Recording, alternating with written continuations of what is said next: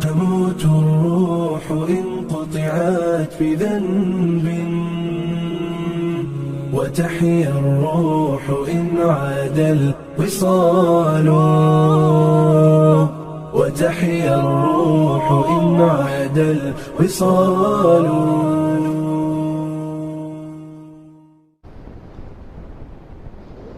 يعلم سر وأخفى وحلابتاada ku jira waa og yahay walaalkay adiga sirtayna dhaxmartay ilaahay waa og yahay. Safwan bin Umayyah ayaa Umar bin Wahab ninka la oran jiray ayagoo markaa labadooduba mushrikiina oo Makka ay joogaan waa zamankii nabigeena calayhi salaatu wassalaam. waqcadii dagaalkii Badar baa laga soo noqday 7 gaaladana waa laga laayay 7 gaalo ana nabigu waa qafasho uu xidho uu qaatay. labadanna waa qaraabo. Umar bin Wahab inankiisii wuxuu ku jiraa 7 kala xidhay Madiina loo qaatay buu ku jiraa xilli waqti dhahira ay tahay oo magaalada Makka waa magaalo kullu dadku ay kala seexdeen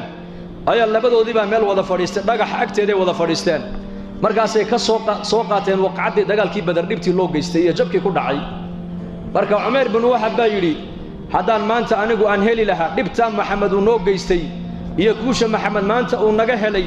to aan u adkeysan karna ma ahine sumcadii Quraysheed buu dilay hadaan heli lahaa maanta deyn la igu leeyahay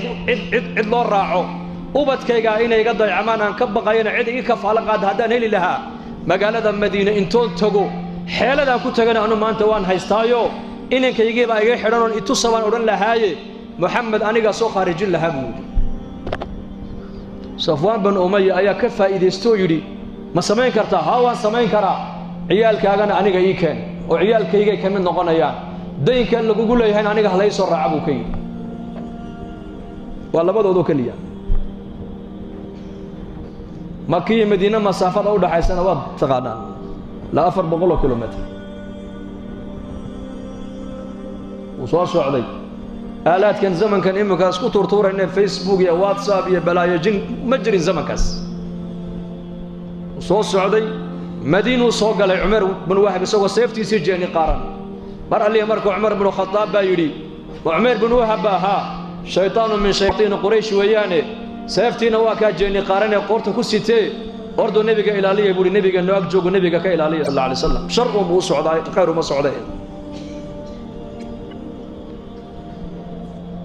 markaasuu ayaa rasuulka loo sheegay lagu yiri nabi Allah Umar bin Wahab baa soo galay magaalada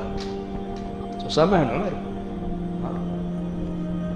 markaa uu nabigu yiri soo galiya Allah soo galiya xaadu timidey buu ka yiri waxaan u imiday inankaygii oo asiir oo gacantiina ku jiro inaka agtiina aad haysataa inaad ihsaanna ii sameeysaana waan doonayay ilaa tusana waan doonayay buu yiri oo ka wada hadalno. قابو نبي يقول سيفتنا قرت كسيت محيتها هذا وعد قبحها الله بقول إلى هاي هبد دلية سيفتنا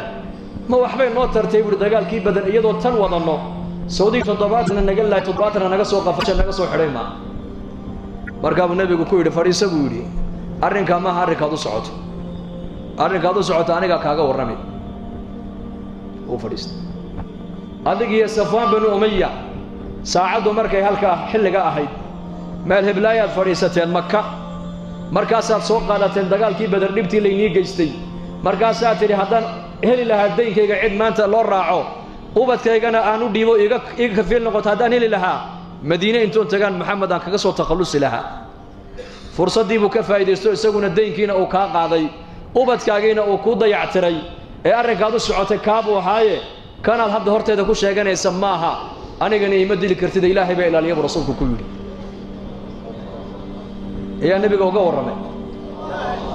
Allah baa uga waramay markaasuu ninkii yaabay markaasuu wallahi ya Muhammad wallahi baan ku dhaartay ilaaha xaqiisa aad noogu yeedhaysid waan beeninaynay warka ilaahay uu jibriil kugu soo dhiibayna waan beeninaynay waana sidaa hadda adigu hadalka aad u dhigtay weeyaane warkay horeen sheegay waa waxba kama jiraan warka dambe adigu aad tidhi baana saxa cid warkaa iga kaa soo horrayso kuu sheegtayna ma jirto labadeeda cidna saddexaynaysa ma jirto ila allah ilaahay mooyaan ilaahay baan kugu dhaariyey buuhi aniguna waan ku rumayn adigane ilaahayna waan rumayna tawxiidka iqir buu ku yidhi halkii buu ku qiray ilaahay ka waxaa adduunyada ka dhacaya ka og waa ilaahay waxa laabtaada ku jira ka warqaba waa ilaahay ishaadan inay wax aragto ilaahay amarkiisa u baahan tahay dhagtaadu inay wax maqasho ilaahay amarkiisa u baahan tahay ilaahay tabaaraka wa tacaala inuu adiga wax ku tuso ka indho u baahan maaha